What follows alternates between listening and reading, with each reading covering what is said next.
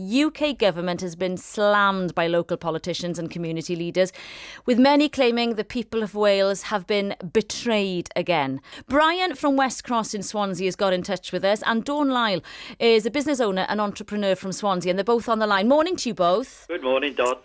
Good morning. I'm going to start with you, Brian. I read out some of the words that have been used this morning. Betrayal. There's anger out there. What's your reaction to this news? I think we've been betrayed by the local government, Swansea City Council, the Welsh Assembly government.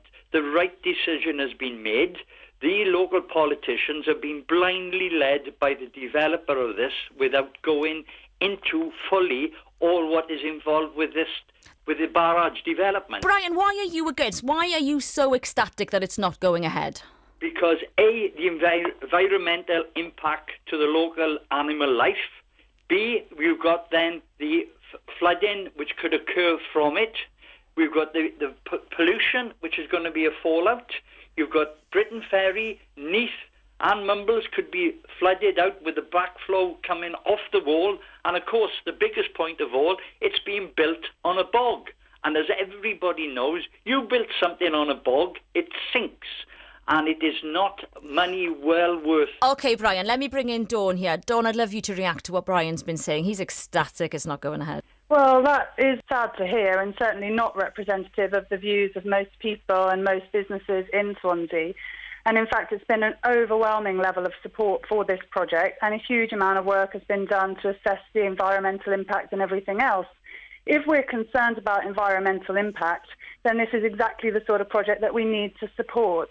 It's clean, green energy, renewable for future generations, and those who are concerned about impacts on our environment should be looking at proposals to dump toxic nuclear waste from Hinckley off the South Wales coastline, rather than worrying about a project that's going to bring innovation, jobs and opportunities to South West Wales, which is a region that desperately needs those jobs and that investment.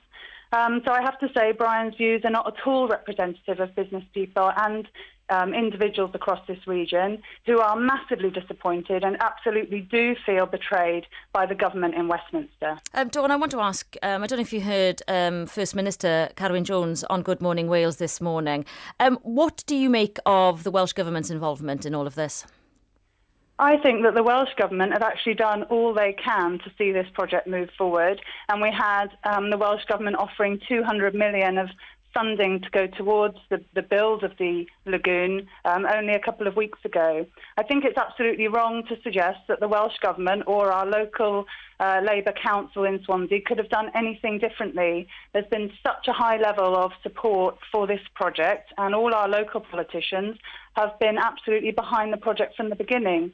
It's just sad to have been let down by a government in Westminster that doesn't put Swansea at the top of their priorities ever. And as I know some of your speakers have already said, we've lost out now on £2 billion of investment from London, firstly with the failure to invest in rail electrification, and now with the cancellation of this amazing project. Dawn, my thanks for joining me this morning, and my thanks too to Brian. Two very opposing views there. Where do you stand on this? Do you feel betrayed by Westminster, or are you, like Brian, glad it's not going ahead? We are talking about this morning.